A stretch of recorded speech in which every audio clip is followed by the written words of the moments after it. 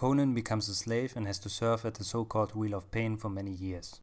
Conan is chained to the wheel with no hopes of escape. He does nothing but turn the wheel throughout the whole year. It is an endless labor and a hell of its own kind. He's going in circles, going nowhere, achieving nothing. And the music wonderfully mirrors the grinding of the wheel with the ever-growing intensity and the screeching sounds. And while I don't think that it is exactly the same, I think that an appropriate mythological counterpart to the scene would be the myth of Sisyphus. Sisyphus must roll a boulder up a hill which then rolls down again, and Sisyphus must repeat this procedure for all eternity because the boulder will not stay on the top of the hill. The myth is meant as a metaphor for a seemingly endless and tiresome labor, as well as a metaphor for life itself, because no matter how much labor you put into your life, you will not escape death.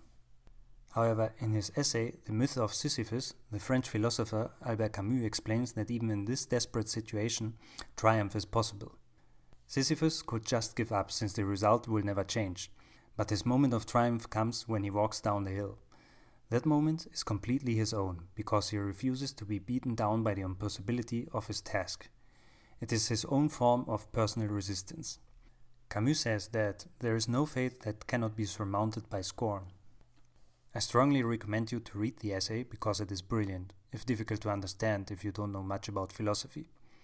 If it bores you, jump to the last chapter where everything is clearly explained. Back to the movie. Like Sisyphus, Conan has a similar moment of triumph, which is proudly announced by the music.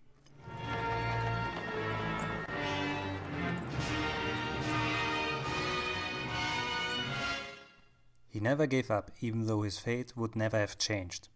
But he endured, and his perseverance even lets one of his masters take some kind of mercy on him by making him a gladiator.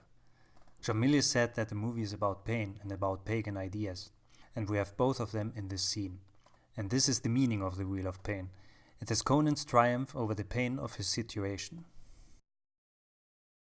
After Conan achieves many victories as a gladiator, he is instructed in the arts of combat.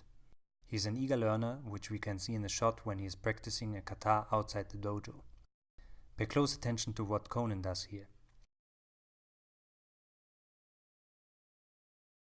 Notice how his gaze is always focused on the blade that he is wielding, and how he smiles at it, almost as if he was in love with it.